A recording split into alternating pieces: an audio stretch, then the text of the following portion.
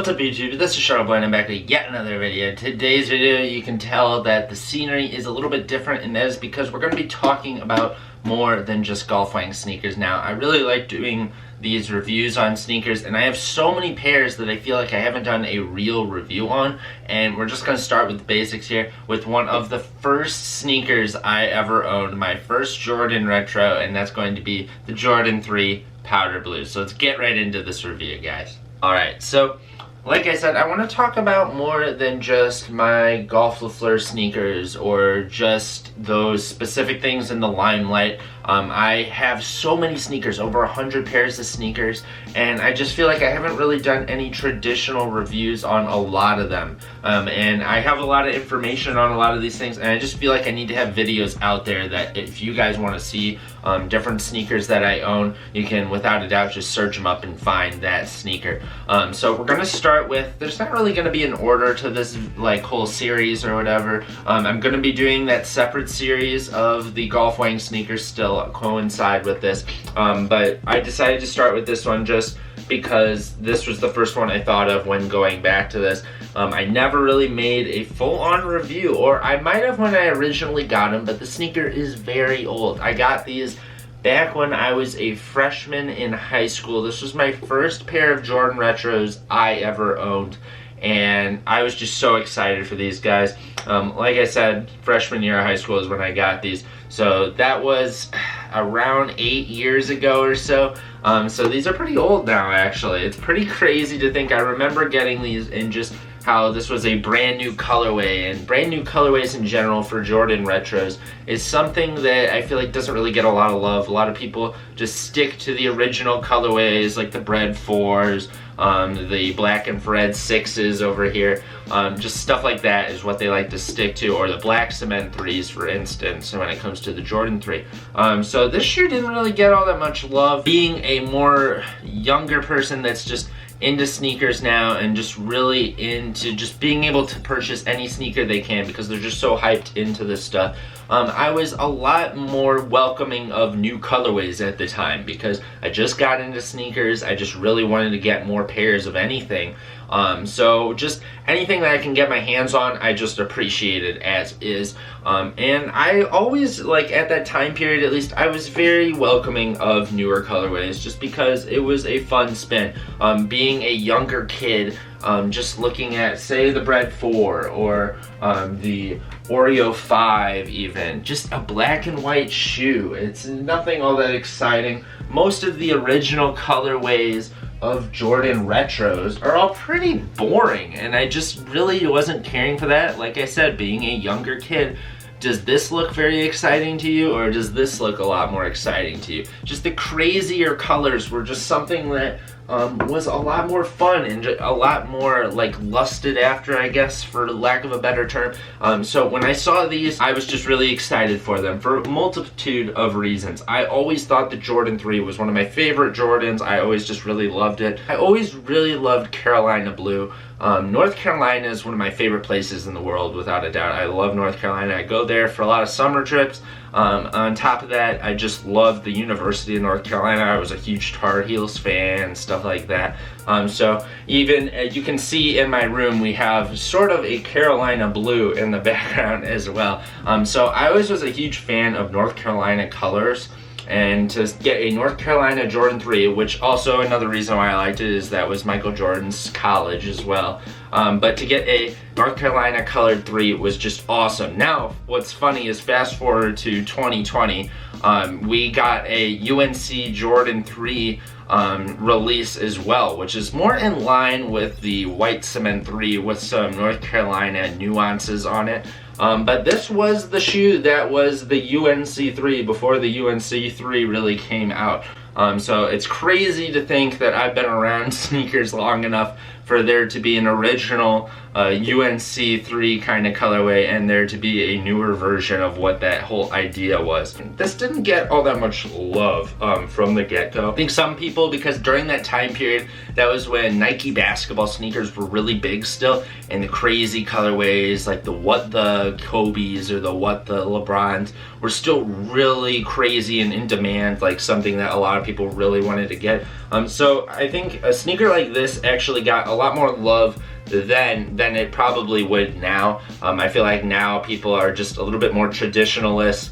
They just want more original colorways, as well as myself, just being an older person now, seeing all the sneakers I've seen now at this point in my life, I just really want to stick to the OG colorways usually. This was one that I just really was excited for. The materials are pretty decent. They were pretty good for the time period they came out. During that time period as well, like I said, around 8 years ago, just Jordan Retros, the quality was just really bad. So this was one of those ones that it actually turned out pretty well considering the time period it came out as far as materials and craftsmanship go. One thing I do want to point out though with this sneaker is one of the reasons I don't wear the sneaker all that much though, you can tell just from shots that you're probably seeing of it right now, is it's really dusty, and it's because I just don't wear it all that much, and it's for a couple of reasons. One being is this sneaker just doesn't really fit me that well anymore. Now, as you can see, I own the Jordan 3 Mocha, and I got that shoe in an 11.5 as a result of getting this shoe in a 12. And at the time, my foot was growing. I mean, I was a freshman in high school when I got this, so I couldn't really predict if my foot was going to get any bigger or not. So I always would get a little bit bigger just in case if I was to grow. And I didn't really end up growing all that much after that time period as far as my feet were concerned. So it just never really, I didn't really grow into this shoe as much. Now, I did put these on for an on feet, which you'll see. And they do fit decently well. It's just the 11.5 though fits perfect for me. A Jordan 3 and an 11.5 is like one of the most perfect fits for me personally as far as a sneaker and what I look for. So this is a little loose for me. I have to tie them pretty tight so they don't feel kind of clunky. The sneaker already is slightly clunky just because it is from the late 80s. So an important thing when getting a sneaker like this is to get a good fit.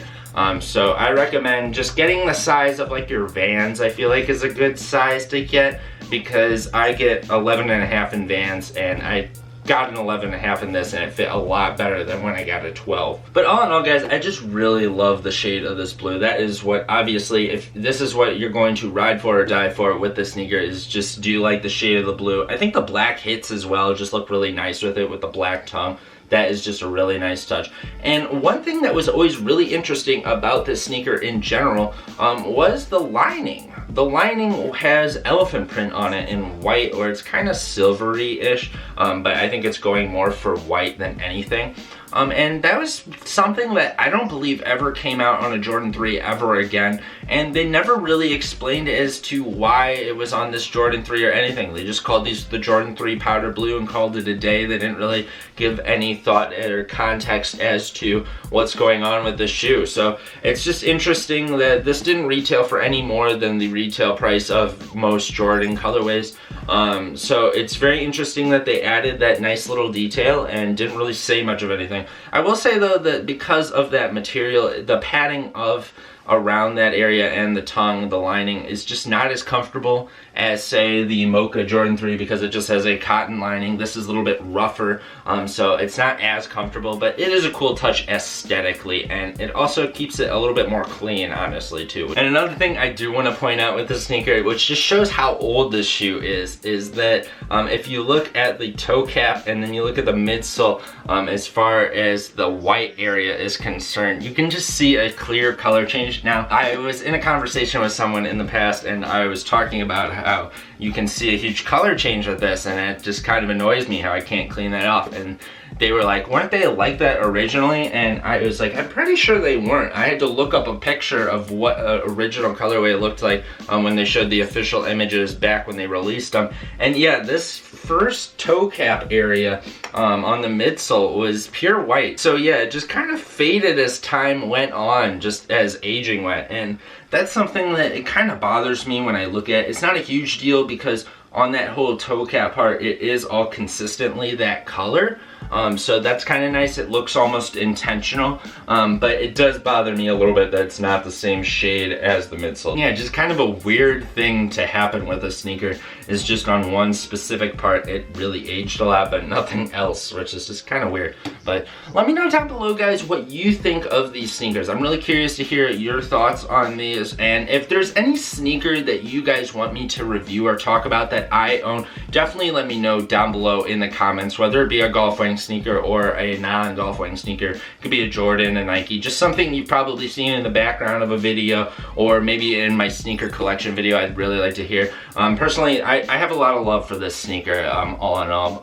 This was one of my first Jordans I've ever owned, my first Jordan retro I ever owned, and I really love it for that. I'll never get rid of it, even if it ends up being just kind of beat to a pulp. I still will love this sneaker, or even if I never wear these again, I still will love it and keep it in my collection, because I mean, it's a pretty sentimental sneaker. Your first Jordan retro, or the first sneaker in general that you're really hyped for, I think that's one that you keep really near and dear to your heart, regardless if it is an original colorway or if it's just some kind of lame offshoot newer colorway. I think everybody's got to admit that they got some love for one of those non-OG colorways that probably was their first sneaker. So that's pretty much going to conclude the video, guys. Once again, let me know down below if there's any sneaker you want me to review that I own that you know about. Just definitely check out my sneaker collection video, and that can give you guys some ideas. Also, let me know down below what you think of this sneaker, and please hit the thumbs up button if you enjoyed this video, guys, and please subscribe if you haven't already for more golf wearing, more sneakers, more clothing, more Shuttleboy. And this is Shuttleboy, guys, and I'm out, guys. Peace. In the description box below this video and in the comments section, I will link a Google Doc with a list of simple things you can do to help further the Black Lives Matter movement. There's petitions you can sign, text messages you can send, and even a place to donate to on the document. The most important thing is that you check your privilege, you listen to what the black community is saying to you, hear their stories and experiences, amplify their voices, vote, protest, call out your ignorant and or racist family members and friends, and be open to learning and being criticized.